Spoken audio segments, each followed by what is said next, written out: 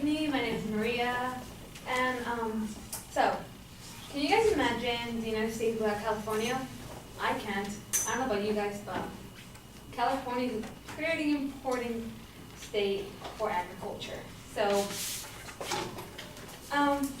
according to the California Department of Food and Agriculture, the state produces almost half of all the fruits, nuts, and vegetables grown in the country, as well as a whooping share of the livestock and dairy, which means that a lot of our exports are based on like fruit, nuts, all that kind of stuff, and so the economy depends heavily on us, California, to make sure that everything's doing fine. So, the purpose of my speech is to demonstrate how the increase of human population in the United States is negatively affecting California's farm industries. First, I will explain how the increase of human population negatively affects cropland in California. Second, I will explain how the increase of human population harms the livestock industry. Third, I will explain how the need to provide a demand for an increasing human population negatively affects future generations in the farm industry. So, the increase of human population negatively affects farmland in California. While California has been increasing in population for a very long time, in 1915, we had only, so never mind that. Okay, so by 1960, already 3 million acres of high-quality California farmland was lost to urban areas. 1/3 of the prime agricultural land was gone by 1980, and predictions for the year 2020 show that more than 14 million acres of southern state highest quality farmland will have disappeared. According to the American Farmland Trust, the underlying causes of farmland loss in California are rapid population growth with the inefficient use of land.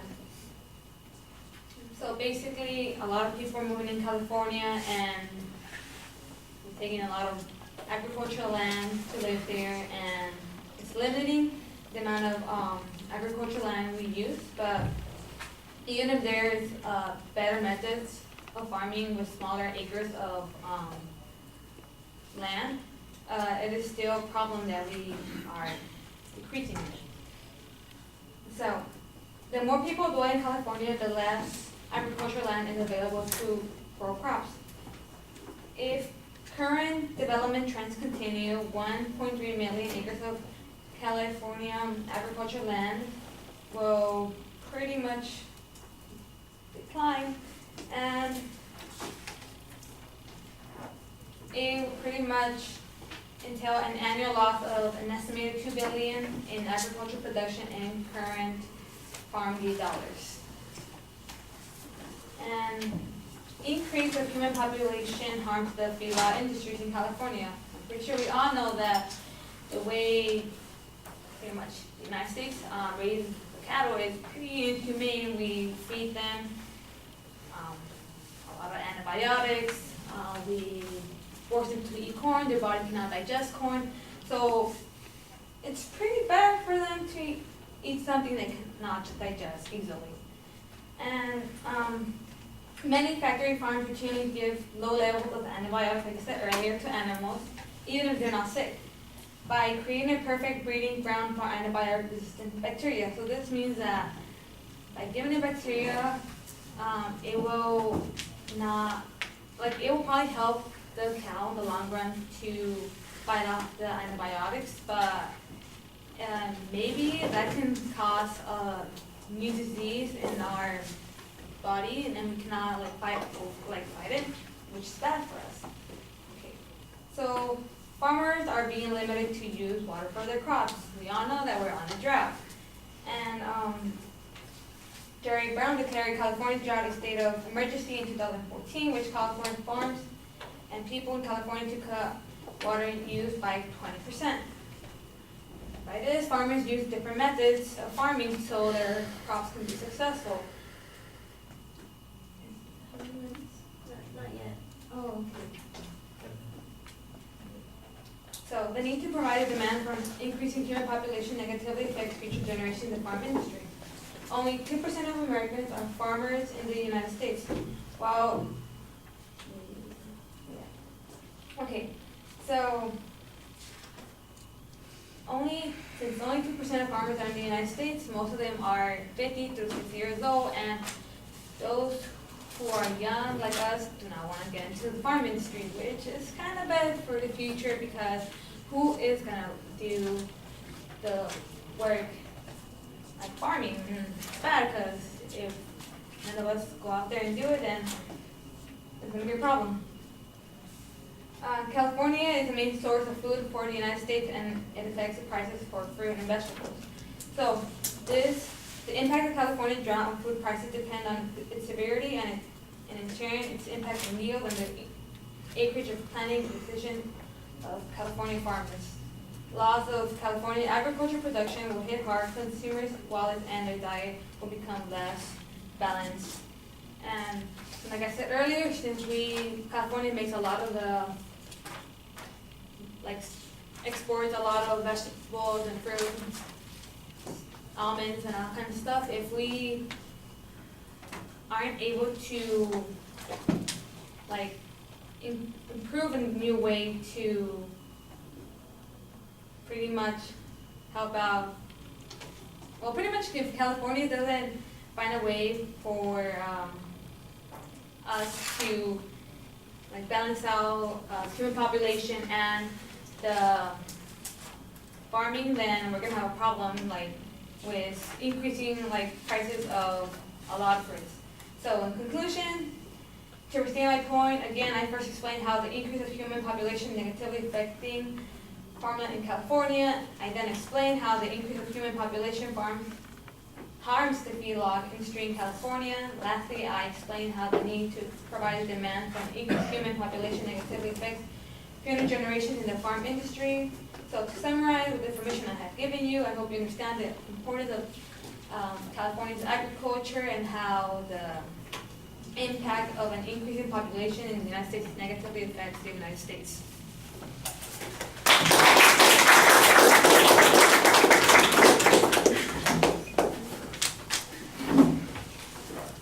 All right, I thought you started off with some good background information to kind of focus on what the topic is, and you do clearly identify your proposition, although it does sound a little bit complicated with kind of conditional arguments built into it.